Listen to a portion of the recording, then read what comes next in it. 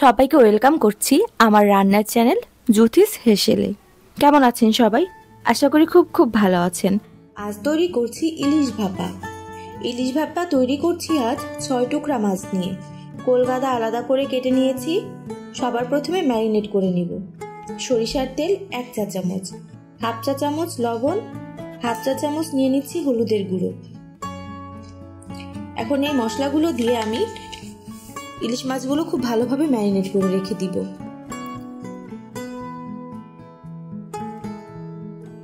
এক টেবিল চামচ জিরা হালকা করে ভেজে নিচ্ছি। 2 মিনিট লো হিটে ভেজে নিয়ে জিরাগুলো নামিয়ে নিব।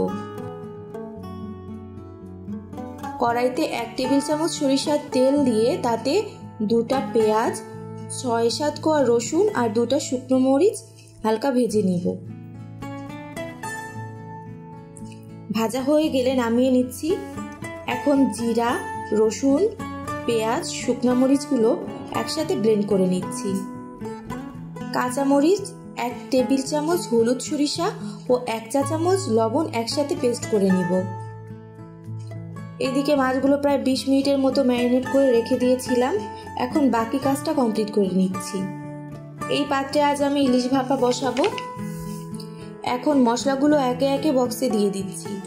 জিরা বাটা, পেঁয়াজ রসুন শুকনো মরিচের পেস্ট, সরিষা বাটা পেস্ট, আর তার সাথে দিয়ে দিচ্ছি হাফ চামচ ধনিয়া গুঁড়ো, হাফ চা চামচ লবণ, নিয়ে নিচ্ছি হলুদের গুঁড়ো, 2 টেবিল চামচ সরিষার তেল। এখন সব মশলা খুব ভালোভাবে মিক্স করে নিচ্ছি।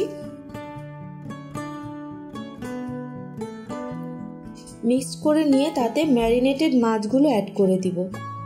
ভালো করে মশলার সাথে মেখে নিতে হবে মাছগুলো। হাফ কাপ পানিও এতে অ্যাড করে দিচ্ছি।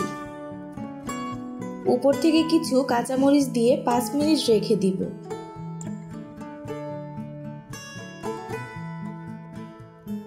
তারপর আবার নেড়েচেড়ে উল্টে দিয়ে ভালোভাবে ঢাকনা লাগিয়ে দিয়ে ভাপে বসিয়ে দিব।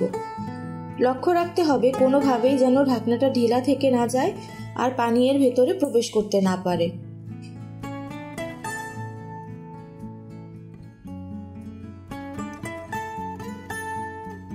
ভাপে বসানোর জন্য পানি গরম করে তাতে একটি স্ট্যান্ড বসিয়ে দিলাম। এখন বক্স পানিতে বসিয়ে দিচ্ছি।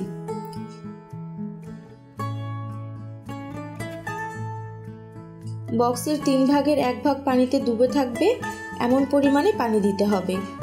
চুলার হিট থাকবে মিডিয়াম হাইয়ের মাঝামাঝি।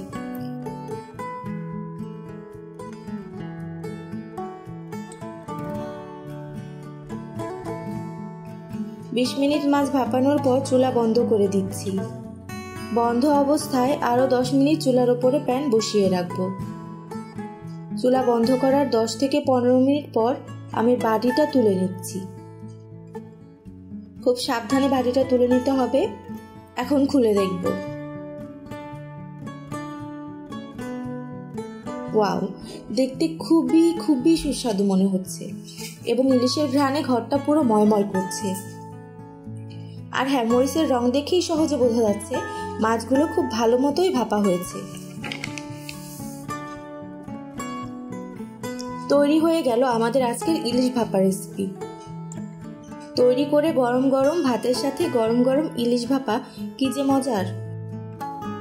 মজার মজার রেসিপি পেতে সাথে থাকুন এবং সাবস্ক্রাইব করুন আমাদের চ্যানেল। সবাই খুব ভালো থাকবেন।